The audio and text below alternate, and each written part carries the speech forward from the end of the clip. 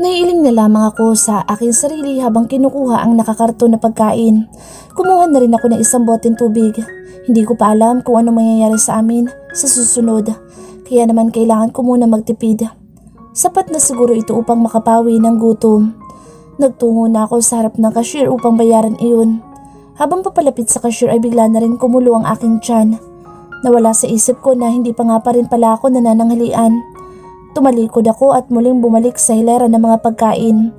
Nanunubig ang aking bagang nang mapadako ang tingin ko sa lasagna. Kinuha ko iyon mula sa lalagyan, saka muling bumalik patungo sa cashier. Nakakailang hakbang pa lamang ako nang maisipan ko tingnan muna ang presyo noon. Nang makita kong mahigit 100 piso ang halaga ng lasagna, ay dali-dali ko yung ibinalik. Pinalitan ko na lamang iyon ng kagaya ng kinuha ko para kay Carla. Okay naman siguro lasa nito. Kumbinsi ko sa akin sarili. Matapos kong magtungo sa cashier at bayaran ng aking mga kinuha ay ininit muna ng cashier ang binili kong pagkain gamit ang microwave oven. Ilang minuto lamang ay tumunog na iyon at agad na inabot sa akin ang mga iyon gamit ang isang plastic tray. Bumalik ako sa lamesa kung saan naghihintay si Carla. Kumain ka na? Turan ko dito matapos ipatong ang dala kong tray sa ibabaw ng lamesa. Mabilis nitong kinuha ang pagkain at nagmamadaling binuksan iyon. Muntik pa itong mapaso dahil sa pagmamadali. Dahan-dahan lang, para kang isang araw hindi kumain. Pabirong turan ko. Natigilan ito at pasimpleng inangat ang kanyang mukha bago muling bumalik sa pagkakayuko. Noon ko napagtantong maaaring isang araw na nga itong hindi kumakain dahil sa nangyari. Agad na nawala ang ngiti sa aking mga labi. Labis ako nakaramdam ng awa para dito. Napabuntong hininga na lamang ako habang nakatingin kay Carla. Sige na, kumain ka na. Sabihin mo lang sa akin kapag may gusto ka pa. Saad ko kahit pa ang totoo'y kulang na ang perang dala namin. Nagpasya na lamang akong hindi muna galawin ang pagkain binili ko para sa sarili. Hihintayin ko na lamang na matapos si Carla at masigurong busog na ito. Kagaya nga ng hinala ko ay kulang dito ang binili kong pagkain. Kaya naman ibinigay ko na rin sa kanya ang pagkain na binili ko para sa akin. Kaya ko pa naman tiisin ang gutom ko. Bubusugin ko na lang muna ang sarili ko sa tubig. Habang abala si Carla sa pagkain, naging abala naman ako sa pag-iisip ng susunod naming gagawin. Bago ang lahat ay kailangan ko munang masiguro ang matutuluyan namin para sa gabing ito. Malapit nang dumilim at hindi magtatagal ay kailangan na namin magpahinga. Carla, may ideya ka ba kung anong password ng ate mo sa ATM card niya? Nagbabaka sakali akong may makukuha kong clue mula sa kanya. Malaking bagay kasi kung magkakaroon ako ng access sa pera ni Caitlyn. With that, at least, I have one last thing to worry. Ate, ATM card niyo po iyon? Bakit sa akin niyo po tinatanong ang password? Kunot noong tanong nito. You see, ate still can't remember anything. Maikling paliwanag ko. Pasensya na po ate Caitlyn pero hindi niyo po nabanggit sa akin dati eh. Napabugan lamang ako ng malalim na hininga matapos marinig ang kanyang sagot. Mukhang wala akong ibang pagpipilian kung hindi ang muling humingi ng tulong kay Sandro. Hindi ko sigurado kung papayag ba itong tumira kaming dalawa sa penthouse unit niya. Pinunot ko ang aking cellphone mula sa aking bulsa ngunit ganoon na lamang ang pagkadismaya ko nang makitang dead battery na iyon. Sinubukan kong humanap ng charging station sa loob ng convenience store pero kung mamalasin ka nga naman ay sira ang charging station nila. Ayos ka lang po ate? Tanong ni Carla nang makabalik ako sa lamesa. Oo naman, ayos lang ako. Huwag mo kong alalahanin. Tugon ko, saka pilit ng umiti. Saan po tayo tutuloy nito ate? May nakuha ka na po bang bahay? Usisa nito. Hindi agad ako nakasagot sa kanyang tanong. Hindi ko alam kung paano ipaliliwanag sa kanyang sitwasyon. Wala pa ako nahanap na sarili nating bahay. Pero huwag kang mag-alala, ako nang bahala. Basta kumain kang mabuti ha. Opo ate. Matamis itong umiti sa kamuling ibinalik ang atensyon sa pagkain. Lumapit ako sa cashier at nakiusap kung maaari akong makicharge upang makatawag ako. Mabuti na lamang at mabait ang cashier na naka-duty doon at nagawa nitong pahiramin ako ng charger at makisaksak na din. Pansamantala akong bumalik sa lamesa kung saan nandoon si Carla habang hinihintay na magkaroon ng baterya ang aking cellphone. Habang naghihintay ay hinikayat kong magkwento si Carla sa akin tungkol kay Caitlyn. Ginamit ko na ang pagkakataong ito upang mas lalong makilala ng mabuti ang may-ari ng katawang gamit ko ngayon. Habang tumatagal ang aming pag-uusap ay mas lalo ko namamangha sa kung anong klaseng tao si Caitlyn. Ito ang tipo ng tao na handang gawin ang lahat para maprotektahan ng pamilya. Unti-unti ay napapagtanto kong halos wala kaming pinagkaiba sa isa't isa. Parehas kaming handang magsakripisyo para sa ikabubuti ng mga mahal namin sa buhay. Madilim na sa labas na magdesisyon akong tingnan ng aking cellphone. Hindi pa iyon puno ngunit sapat na upang makatawag ako kay Sandro. Nagpasalamat ako ng marami sa cashier na tumulong sa akin. Matapos ko makuha ang aking cellphone ay agad ko iyong binuhay. Kumunot pa ang aking noo nang mapansin na mayroong 5 missed call mula sa hindi pamilyar na number na naka-flash sa screen. Akmang itetext ko pa lamang sana ang numero upang tanungin ko sino ito nang bigla itong tumawag. Dali-dali ko naman iyong sinagot. Hello? Who's this? Bungad ko. Where the hell are you? Mataas ang boss na bungad sa akin ng nasa kabilang linya. Base sa timbre ng boses nito ay sigurado akong si Sandro iyon. Sandro? Paniniguro ko. Hindi na muna ako bumalik sa lamesa kung saan nandoon si Carla upang hindi nito marinig ang aming pag-uusapan. Who else would it be? Irritableng tura nito. You haven't answered my question. Where the hell are you? And where have you been? Kanina pa kita tinatawagan. Hindi ko din matrack ang phone mo. Akala ko kung ano nang nangyari sa'yo. Tuloy-tuloy nitong saad. I'm sorry. Something urgent happened. Hindi ko na nagawang tawagan ka para magpaalam kasi nagmamadali ako kanina. Hindi ko rin kasi napansin na lobat na pala ako. Paliwanag ko. Dinig na dinig ko mula sa kabilang linya ang malakas na pagbuga nito ng hangin. Ilang segundo rin itong nanatiling tahimik bago muling nagsalita. Where are you? What happened? Andito ako sa bahay ni Caitlyn. Well, not exactly. Nandito ako sa may convenience store malapit sa bahay nila. Tugon ko. When are you coming home? Tila may kamay na humaplos sa aking puso nang marinig ang huli niyang tinuran. May kung anong damdamin ang dulot ng mga salitang iyon sa akin. About that? What's wrong? I'm with Carla. You know, Caitlyn's younger sister. Is that the emergency that you were referring to a while ago? Yes. I'll explain the details to you later. But I need another favor. I know I already asked too much from you but just tell me what it is. Putol niya sa akin sinasabi. Can't you stay with me for a few days? Only until I can find us a new place to stay. Wika ko. I'll have someone to pick you up there. Tura nito. Hindi na, magta-taxi na lang kami. Tutol ko. Fine, go home safely. I'll have someone pick both of you from the lobby. Call me when you arrive. Hindi na nito hinintay pa ang aking sagot at mabilis na pinatay ang tawag. Hindi ko maiwasang mapangiti habang inaalala ang pag-aalala sa tinig ni Sandro. Nagagalak ang aking puso sa tuwing maiisip ko na nag-aalala ito sa kalagayan ko. Sa'yo? Baka naman kay Caitlyn. Agad na napawi ang saya na aking nararamdaman. Napagtanto kong imposibleng mahulog ito sa akin bilang Heidi sa loob lamang na maikling panahon. Sigurado ako nag-aalala ito para kay Caitlyn at hindi para sa akin. But he already said that he has no feelings for Caitlyn. Does it mean he's lying? Ipinagpaliban ko na lamang muna ang pag-iisip tungkol sa bagay na iyon. Ang mahalaga sa mga oras na ito ay ang magkaroon si Carla ng maayos na matutulugan. Bumalik ako kay Carla at inaya na itong umalis. Saan po tayo pupunta, ate? Usisa nito. Doon na muna tayo tutuloy sa bahay ng boss ko. Sandali lang naman habang naghahanap ako na matutuluyan natin. Yung pogi mong boss, ate? Gulat nitong tanong. Kayo na ba? Sa wakas, napansin ka na din niya. Magkakajowa ka na. Tuwang-tuwang tura nito. Mas lalo lamang lumakas ang kutob ko.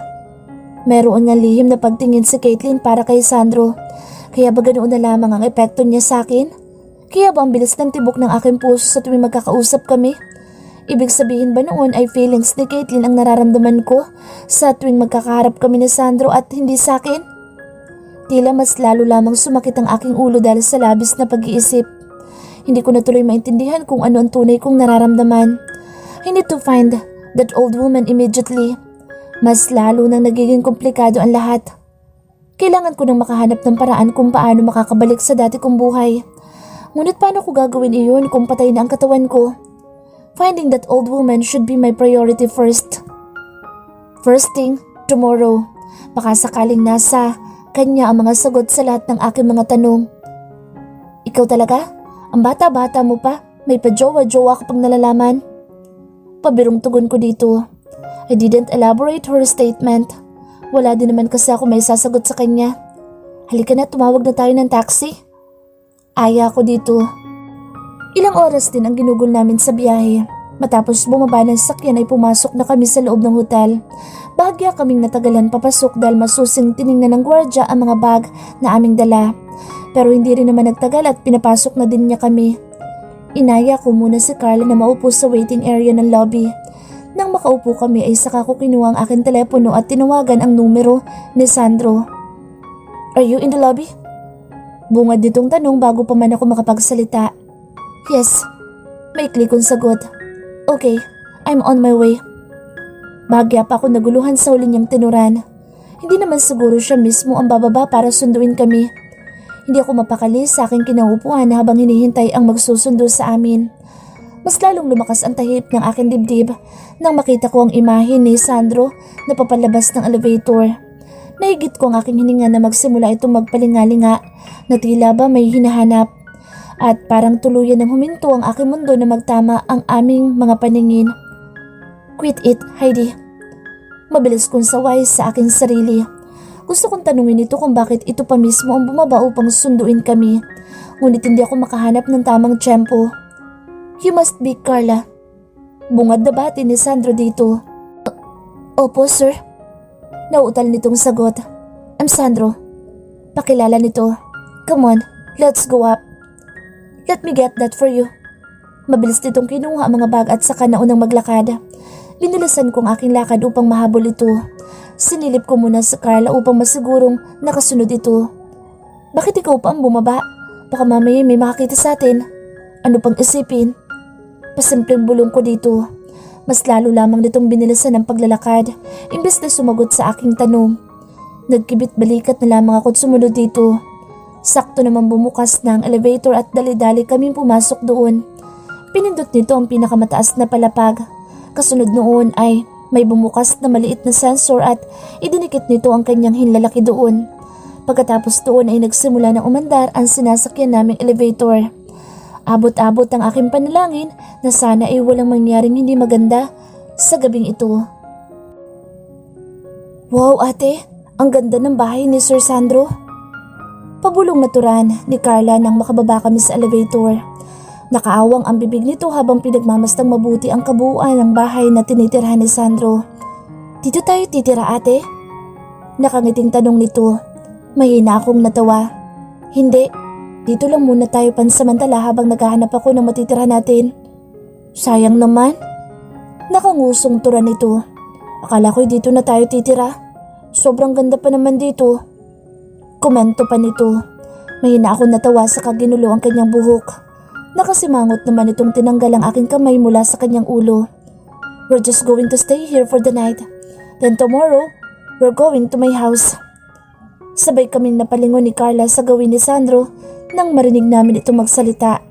Sabay din kaming nagkatinginan dahil sa pagkamangha. Hindi ko lubusang maproseso ang huli niyang tinuran. We're going to your house? Isn't this your house? Naguguluhang tanong ko dito. Yes, but this isn't my only house. This penthouse only has one room, so I think it's better if we go to my other house.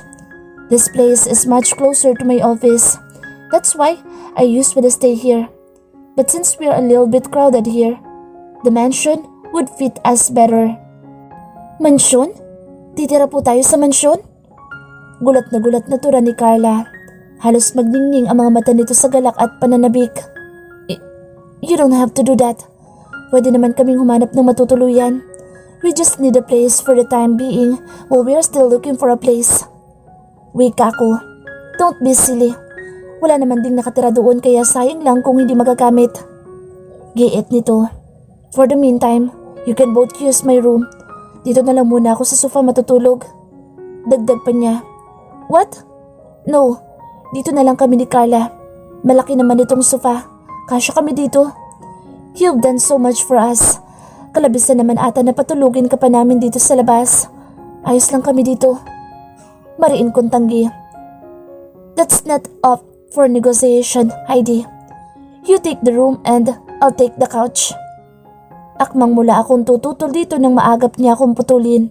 And I won't take no for an answer. Go inside the room so you can freshen up. Inihanda ko ng kwarto para sa inyo. Hindi ako agad nakapagsalita dahil sa kanyang sinabi. Naguguluhan ako kung bakit ganito na lamang ang trato ni Sandro sa aming magkapatid. Base sa aking obserbasyon ay mukhang tunay naman ang pinapakita nitong pagmamalasakit. Sino pong Heidi ang tinutukoy niyo? Saad ni Carla. Sabay kaming napalingon sa kanyang gawi. Munti ko nang makalimutan na may ibang tao nga pala kaming kasama na walang alam sa sitwasyon ko. Nagkamali lang ng tawag sa Sir Sandro. Caitlin ang ibig niyang sabihin. Hindi ba, sir? Baling ko kay Sandro. Yeah, I'm sorry. That's my mistake. I mean, Caitlin, of course. Sige, Carla. Mauna ka na muna sa kwarto. Mag-uusap lang kami ni Sir Sandro. Opo, ate. Bago ito tumalikod at nagtungo sa silid ay humarap muna ito kay Sandro upang magpasalamat. Maraming salamat po, Sir Sandro, sa lahat ng tulong niyo. You're welcome. Tugon ni Sandro sa kamalawak na ngumiti. Isa yun sa mga iilang pagkakataon na nakita ko itong nakangiti. Nang tuluyang makapasok si Carla ay saka ko muling hinarap si Sandro. Alam kong hindi kasama sa usapan natin ang pagtulong sa pamilya ni Caitlin. Pero maraming salamat at hindi mo ako pinagkaitan ng tulong sa mga oras na kailangan ko. I'll make sure to repay you in any way I can. Wika ko. You will. The Dubai project, remember? Nakangiting tugon nito. Kung kanina ay napupuno ng galak at labis na pasasalamat ang aking puso, ngayon ay tila binagsakan iyo ng ilang sakong semento. Muntik nang mawala sa isip ko ang dahilan kung bakit ako nandito sa kanyang poder. Ang buong akala ko ay ayos at taos-puso ang tulong na ginagawa niya. I almost forgot that he was waiting something in return. Agad na nawala ang ngiti sa aking mga labi. Tila nahalata naman niya iyon at biglang tumuwid ang kanyang tayo. Yeah, I almost forgot. Turan ko sa kapilit na ngumiti. Thank you again. Good night. Ang buong akala ko pa naman ay nagmamalasakit talaga ito sa amin ni Carla. Yun pala ay may hinihintay itong kapalit, kaya niya ginagawa ang lahat ng ito. Nawalan na ako ng ganang kausapin ito kaya naman matapos ko magpaalam ay mabilis ko itong tinalikuran. Kumain na ba kayo? Do you want me to prepare something? Habol nitong tanong. Sumagot ako nang hindi man lang nag-abalang lingunin nito. We're good. Thank you. Payakong sagot bago nagpatuloy sa paglalakad patungo sa silid. Mabilis kong isinara ang pinto nang makapasok ako doon. Nakapako ang aking dibdib nang makaramdam ako ng paninikip doon. Okay ka lang ba, ate? Usisa ni Carla nang mapansin niya ako. Yes, I'm fine. Dali-dali kong inayos ang aking sarili at nagpanggap na ayos lang ang lahat. How are you? Gusto mo ba munang maligo bago matulog? Pag-iiba ko sa paksa. Mamaya na siguro, ate. Maaga pa naman po. Tugon nito. Ate, bakit ka po niya tinawag na Heidi kanina? Saglit ako natigilan sa kanyang tanong. Ang buong akala ko ay napaniwala na namin ito sa palusot namin kanina. Ngunit sadya nga atang matalino ang batang ito. Huwag mo nang intindihin iyon. Sabi ko naman sa'yo na mali lang nambanggit si Sir Sandro sa pangalan ko. Pagdadahilan ko. Hindi po ba yun din ang pangalan na isinisigaw niyo noon nung magising kayo sa ospital? Ano nga ba yun? Heidi? Heidi Penada? Tama, naalala ko na. Ang sabi niyo po ay yun ang pangalan niyo at hindi niyo ako kilala. Turan nito. Napabugan na lamang ako ng isang malalim na hininga sa kamarahang hinawakan ng kanyang kamay bago ito inakay patungo sa kama at iginiya ito pauwi doon. There are things that I can't explain right now, Carla. Hindi ko din sigurado kung maintindihan mo kapag ipinaliwanag ko sa'yo. Masyado kasing komplikado ang lahat. Wika ko. Try me, ate. Alam kong sa tingin mo'y bata pa ako pero pipilitin kong intindihin. Nararamdaman ko kasing may mali sa'yo simula nang magising ka sa ospital. Alam kong sabi ng doktor ay dahil lamang iyon sa ilang buwan mong pagkakakomatose. Pero alam kong hindi lang iyon ang dahilan. Alam kong may iba sa'yo, ate. At yun po ang gusto ko malaman. Maybe I underestimate the intelligence of this young woman. Baka nga mas makabubuti kung sasabihin ko sa kanya ang totoo. Humugot muna ako ng isang malalim na hininga sa kainihanda ang aking sarili bago tuluyang nagsalita. I'm not Caitlin. And yes, you heard it right. My real name is Heidi. Hindi ko alam kung paano nangyari pero nang magising ako sa ospital, nandito na ako sa loob ng katawan ng kapatid mo. Umpisa ko.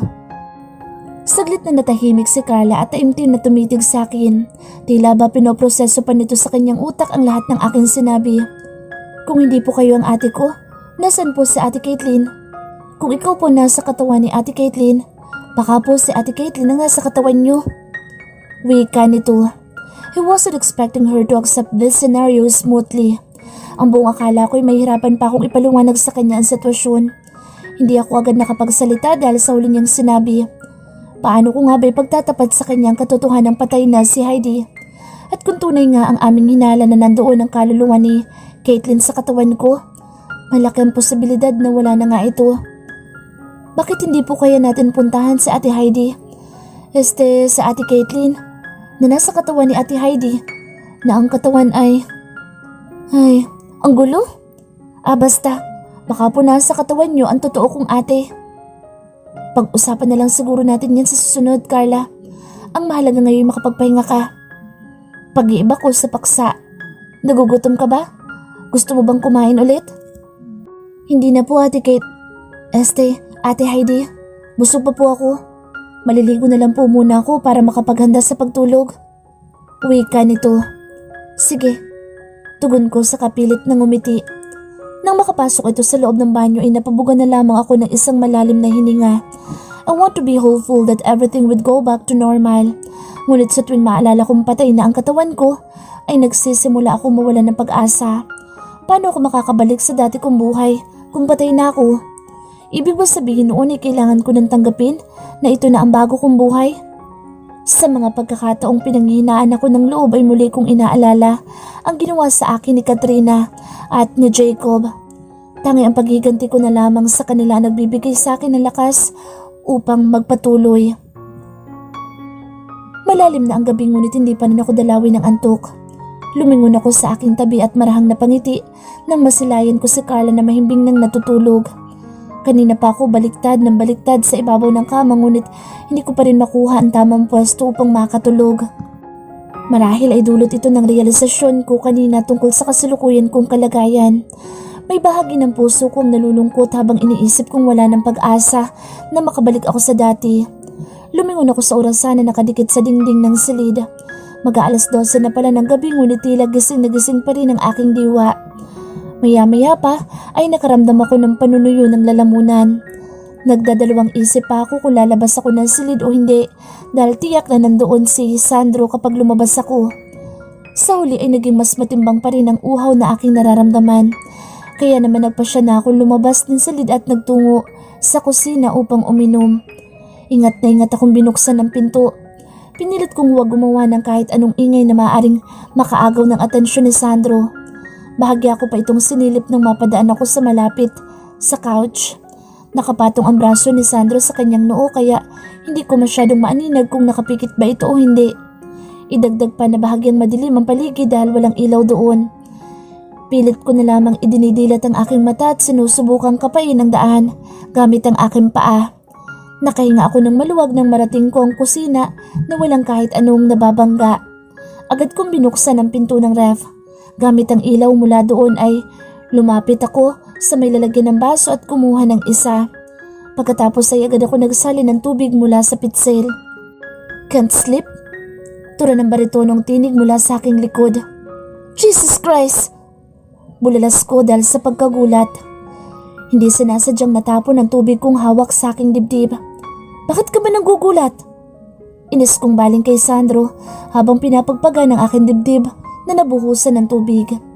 Mas lalo kong kinainis nang makita ko nakangiti pa ito habang nakasandal sa salaming dingding na naghahati sa sala at kusina.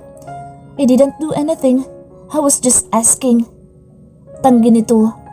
Marahan itong humakbang papalapit sa akin. Bahagi akong kinabahan ng unti-unting maubos ang espasyo sa pagitan namin dalawa. Napapikit pa ako nang makalapit ito at marahang yumuko papalapit sa aking mukha. Ang buong akala ko'y papatakan niya ng halik ang aking mga labi, ngunit makalipas ang ilang minuto ay hindi iyon nangyari. Bagkus ang kasunod kong naramdaman ay ang paglapat ng kanyang kamay sa aking dibdib. Nang idilat kong aking mga mata ay namataan ko si Sandro na abala sa pagpupunas ng nabasa kong damit gamit ang kitchen towel na kinuha nito. Ako na. Mabilis kong inagaw mula sa kanyang kamay ang tuwalya. I'm starting to feel uncomfortable by the feeling of his fingers brushing against my skin. Lalo na't hindi nalalayo ang kanyang pinupunasan sa maselang bahagi ng aking katawan. I don't like how his simple touch sets my body on fire. Simpleng haplos lamang nito ay sapat na upang magurumintado ang aking puso. Bakit gising ka pa? Muli nitong tanong. Di pa ako inaantok? Tugon ko habang pilit na iniiwasan ang kanyang mga mata. Is there something that bothers you? Usisa nito. Yes, there is. Lakas loob kong saad. Nagpa siya akong linawin na dito ang lahat dahil wala namang makakasagot ng lahat ng mga tanong sa aking isip kung hindi siya lang din lang naman. Far away, he said, gesturing me to continue. Meron ka bang ibang dahilan kung bakit mo kami tinutulungan? Alam kong sinabi mo na may hinihintay kang kapalit, kaya mo ito ginagawa. But I can see in your eyes that you genuinely cares for Caitlin's family. I want to know, what is it? You said you don't have feelings for Caitlin. Then what is this? Why are you going on a different land just to help her sister? Sunod-sunod kong tanong. First, let me be clear. I'm not doing this for Caitlin. I'm doing this for Heidi. For you. You said that you wanted to protect Carla. That's why I helped her. Everything that I'm doing, it's all for you, Heidi. Me? Naguguluhan ko sa Ada. Sa halip na malinawan ay tila mas lalo lamang akong naguluhan sa kanyang sinabi. Mahina itong tumawa. Saka bahagyang inilapit ang kanyang mukha sa akin hanggang sa halos ilang dangkal na lamang ang layo namin sa isa't isa. You really don't remember me? Do you? Halos hindi ako pinatulog ng huling sinabi ni Sandro. Sinubukan kong pilitin ito ipaliwanag kung anong ibig niya sabihin, ngunit tumalikod na lamang ito at muling bumalik sa kanyang higaan. Bagamat halos madaling araw na nang makatulog ako ay kinakailangan ko pa rin gumising na maaga. Kailangan kasi muna namin magtungo sa isa pa nitong bahay kung saan kami mananatili. Bitbit ang aming mga gamit ay bumaba na kami sa parking area kung saan naghihintay ang sakyang maghahatid sa amin sa bago namin tutuluyan. Gusto kong kausapin muli si Sandro tungkol sa sinabi nito kagabi, ngunit hindi pa ako makahanap ng tamang tiyempo. Siguro ay saka ko na lamang ito kakausapin pagdating namin sa opisina nito. Tahimik naming binabaybay ang daan patungo sa pangalawang tirahan ni Sandro. Makalipas ang ilang minuto ay natatanaw ko na ang arko kung saan nakasulat ang pangalan ng isa sa pinaka-high-end at exclusive subdivision sa buong Kamaynilaan. Bumungad sa amin na naglalakihan at nagagandahang mga bahay. Pagpasok pa lamang namin mula sa guardhouse ng naturang subdivision. Grabe, Ate Heidi, ang laki ng mga bahay dito. Halata mo talagang pangmayaman. Dito na ba tayo titira? Pasimpleng bulong ni Carla sa akin habang nakaupo sa aking tabi. Kasalukuyan kaming lula ng mamahaling sasakyan ni Sandro. The interior of the car speaks wealth and elegance. Kulay itim ang kabuuan noon. May 4 na single couch na upuan sa loob na nakaayos na magkakaharap. Maluwag din ang loob noon at hindi katulad ng mga pangkaraniwang sasakyan. Kung hindi ako nagkakamali ay nasa 5 milyon pataas ang halaga ng ganitong klase. Sumulyap muna ako sa gawin ni Sandro na kasalukuyang nakaupo sa aming harapan. Abala ito sa pagpindot ng kanyang tablet, kaya naman sigurado akong hindi nito narinig ang tanong ni Carla. Pansamantala lang, kapag nakahanap na ako ng malilipatan natin, aalis din tayo dito. Tugon ko. Ay, sayang naman. Nakanguso nitong turan bago muling tumingin sa labas at pinagmasdan ang malalaking bahay na aming nadadaanan. Nanatiling nakapako ang mga mata ni Sandro sa kanyang ginagawa. Kaya naman nagkaroon ako ng pagkakataon na pagmastang mabuti ang gwapo nitong mukha. Pilit kong inaalala kung nagkita na ba kami dati. Pero sa gwapo niyang iyan, imposibleng hindi ko siya matandaan. A face like that is not easy to forget. Kaya anong tinutukoy niya sa tinuran niya kagabi? Napapitlag pa ako nang bigla itong mag-angat ng tingin. Dali-dali kong iniiwas ang aking mata at kunway nakatingin sa labas. Halos mabingi ako sa sobrang lakas ng kabog ng aking puso. Hindi ko namamalayang pigil ko na pala ang aking hininga. Habang pilit na iniiwas na mapadako sa kanyang gawi ang aking mga mata. Saka lamang ako bahagyang nakahinga nang huminto ang sinasakyan naming kotse sa tapat ng malaking gate. Maya-maya pa ay bumukas iyon kasunod ng pagpasok ng aming sinasakyan patungo sa garahe. Matapos suminto sa tapat ng entrance ng bahay ay mabilis na bumaba ang driver at saka umikot sa kabilang bahagi ng sakyan upang buksan ang pinto. Nauna nang lumabas si Sandro at agad namang sumunod si Carla. Ako ang pinakahuling bumaba ng sasakyan. Wow, parang palasyo ito, Ate Heidi. Galak na bulalas ni Carla nang makababa ng sasakyan. You told her? Pasimpleng tanong ni Sandro nang marinig niyang tinawag ako ni Carla na Heidi. I don't want to lie to her. She's smart. I know she'd understand and she did. Sagot ko. Well, good for you. But did you tell her about what happened to your body and the possibility that it was Caitlin who died in the accident and not you? He crooked his head on the side. Let's get inside. Ayan nito sa amin saka nagpatiun ng pumasok sa loob ng malaking bahay. Hindi na nito hinintay pa ang aking sagot. The last thing he said saddened me. Paano ko nga ba ipaliliwanag iyon kay Carla? Parang bigla tuloy ako nagsisi kung bakit sinabi ko pa sa kanya ang totoo. Sana ay hinayaan ko na lamang siyang maniwala na ako ang kapatid niya. How can I broke the news to her that her sister died along with my body? Manghang-mangha si Carla sa bawat bagay na nakikita niya sa loob ng mansyon. Napapangiti na lamang ako habang pinagmamasdan ito.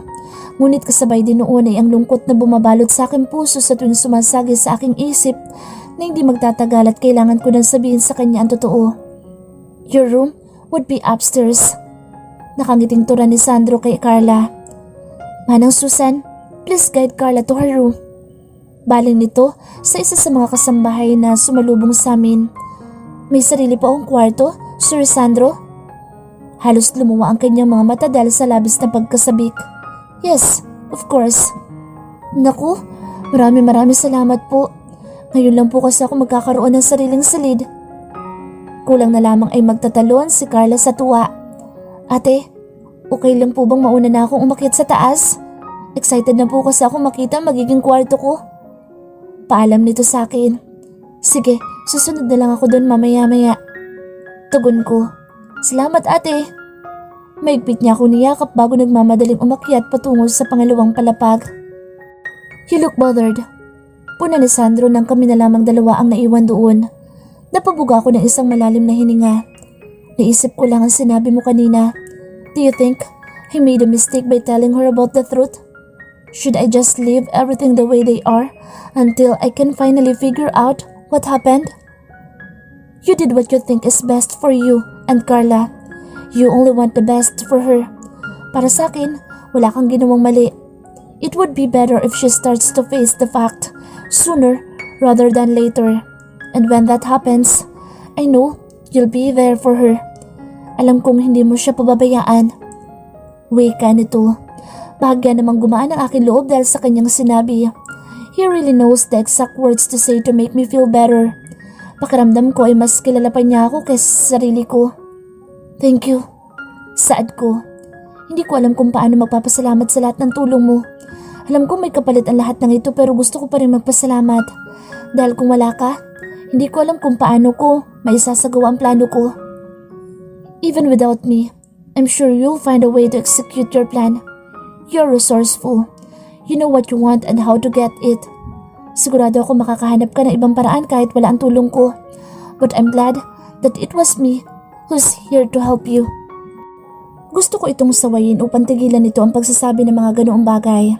Pakaramdam ko kasi kapag patuloy siyang naging ganito ang patungo sa akin, ay hindi malabo na tuluyan ng mahulog ang loob ko sa kanya. Anong oras tayo pupunta sa opisina? pag-iiba ko sa paksa. Take your time. We'll leave when you're ready. Tugon nito. Hindi na ako nakipagtalo pa dito. Sa halip ay mabilis akong tumalikod upang itago dito ang pamumula ng aking pisngi. Parang sasabog ang aking puso dahil sa labis na tuwa. Pilit kong pinipigilan ang sumisilay ng ngiti sa aking mga labi habang patungo ako sa kwartong pinasukan ni Carla kanina. After we settled Carla in Sandra's house, we immediately went to his office. Tahimik lamang kaming dalawa habang nasa loob ng sasakyan. Tila nagpapakiramdaman kami ngunit wala ni isa sa amin ang nagkaroon ng lakas ng loob upang magsalita. Hanggang sa makarating kami sa kanyang opisina ay nanatili kaming walang imik. Agad kaming sinalubong ng gwardya sa gusali na makita nitong huminto ang sasakyan ni Sandro sa entrance. Dali-dali nitong binuksan ang pinto ng sasakyan para kay Sandro. Nang makalabas ang lalaki ay agad naman akong sumunod. Hindi nakaligtas sa akin ang gulat sa mukha ng gwardya nang makita niya akong lumabas mula sa sasakyan. Marahil inagtataka ito kung bakit sabay kaming dumating ni Sandro sa opisina. At kagaya ng pagkagulat ng gwardya ay ganoon din ang tingin na ipinupukol ng mga taong nakakasalubong namin. Hindi na ako magtataka kung kinabukasan ay laman na kami ng tsismisan sa kantin. Maybe next time, we should go to your office separately. Turan ko kay Sandro nang makapasok kami sa loob ng elevator.